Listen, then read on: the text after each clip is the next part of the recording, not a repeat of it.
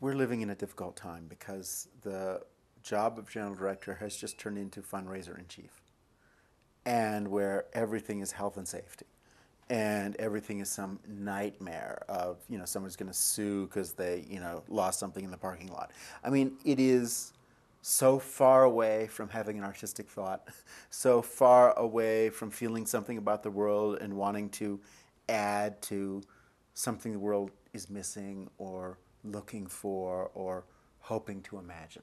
The job has so been reduced in America to a daily fight to live and survive and raise the money and say anything you have to say to whatever rich patron, and it's depressing. And so most companies reflect the fact that the job is now become wholly administrative and wholly about ingratiation and wholly about a kind of legal defense fund. And so it's the oddest thing, because it used to be that somebody would found an opera company with an artistic vision, and that what motivates you to be the general director of an opera company is an artistic vision. We're living in an age of the super administrators, and the artistic vision has suffered quite a lot. And what you see on stage is good management, but not necessarily something that lives and breathes an artistic spirit that is a deep response to the times we're living in. And I think Richard's gift is that he handles the fundraising, the administration, and the kind of the reasons no one would want this job with incredible grace and understatement, and makes, for those of us who are working with him as artists, truly, he keeps that off the table. And I don't know how he does it. I really don't. It's incredible. And when he's with us, he's 100% there artistically, in a role of interest, in a role of support, in a role of, well, you'll probably need that, and figuring out how to get it. Which is, because usually with so many general directors, you can see that they're doing the budget figures are flipping through their eyeballs while they're talking to you. And so, and in fact, with Richard, his eyes remain a steady gaze. His heartbeat doesn't accelerate. He maintains his poise, his charm, his dignity, and his genuine love for what he's doing. And, that is just rare. And I have to say the other thing that, is always amazing with what a general director does is, what a general director does is set the tone and the temperature in which a whole organization really evolves and opens and grows and breathes.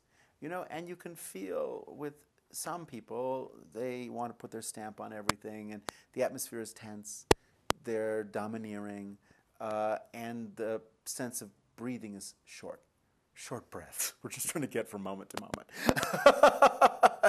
With Richard, you can breathe deeply, you can breathe spaciously, you can breathe calmly, you can breathe. He breathes. And so the whole company can breathe. And so you're not just in this perpetual tension, but you're in a marvelous gathering of people where people are treated with respect, where people are treated with a kind of trust. Richard, season after season, every production looks completely different. He is one of those very rare people who can hire a vast range of people in one season. It's not just his taste that you can recognize because it has a stamp. It's his interest, his curiosity, his generosity of spirit, which means that this show is completely different from the next show, and the next show is something else again. It doesn't all have to match a certain kind of litmus test. the only thing is Richard's kind of graciousness through this whole spectrum of body of work that all interests him. And usually, with the general director, one is always in some kind of taste war. And Richard just is too wise for that. And that is a kind of wisdom that, we can only step back and admire. What's marvelous about the Santa Fe Opera is it came into the world, with Igor Stravinsky as the stork carrying the baby. I mean, the Santa Fe Opera made its reputation by having living composers present, and so that has been a theme across its entire history. What's marvelous is Richard has really taken the reins in a new era in which the piece of contemporary opera that everyone feels we are obliged to do does not have to be an act of sufferance. It's not like having to go in for a invasive surgery.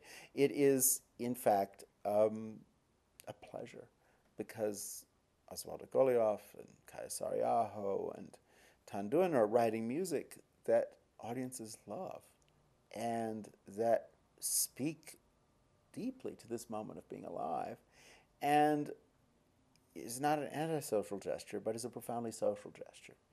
And I think that matches Richard's own impulses and principles, because of course he's done so much to make sure that the Santa Fe Opera is a profoundly social gesture, that it is inclusive, that it is engaged in community work, in education, that the sense of real communication is what we're here for, the sense of reaffirming the identity of the community at the same time as we're redefining it and expanding it. And so that the Santa Fe Opera has always played a role in the state of New Mexico. That there's a larger role, it's not a bunch of shows, but that in fact it stands for something.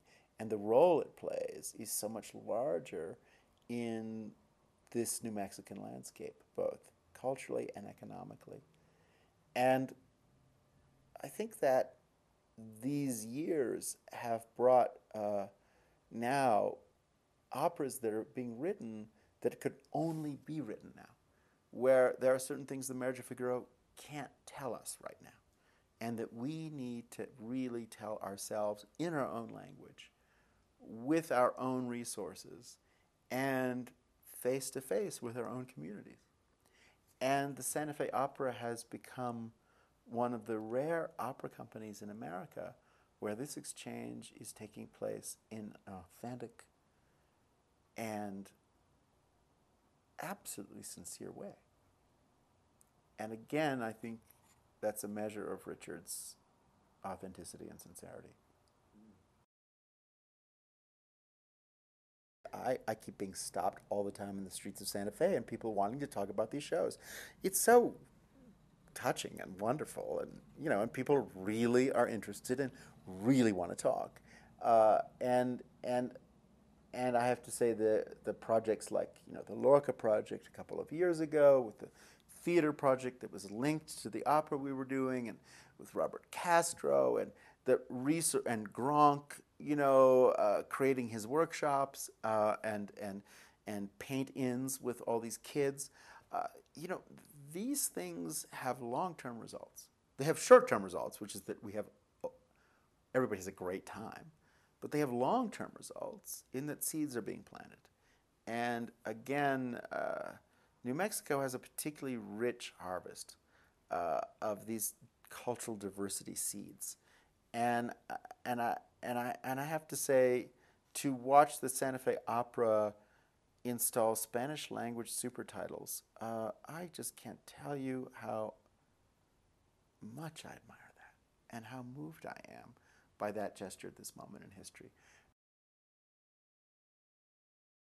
My own interactions with him have just always been at this extraordinary level of understatement and trust. You know, it's not about him. That's amazing. It's such a relief. And when he invites you to work here, he trusts you and figures that you're an adult and you can see pretty much the same things he can see, and you're hearing the same things he's hearing, and if there's something that needs to be adjusted, you'll figure that out just as well as he can, and he'll let you do it. And never a word that would betray worry, or, oh, we have a problem here, or any of that. But quite the opposite is, we're trusting you 100% to fulfill your vision. And when your vision is fulfilled, I'm sure all these problems will be sorted. I mean, how marvelous and how rare. I mean, obviously, Joseph Kaiser has transformed, absolutely transformed Adriana Mater. And Joe is a young singer whose work I've followed, but I never thought I'd get to work with him. And Santa Fe is, he's on the case here. I have to say there does need to be a new generation, and Santa Fe has always been engaged with that. That the apprentice program is something more than an exploitational undertaking to get a free chorus is to Richard's credit.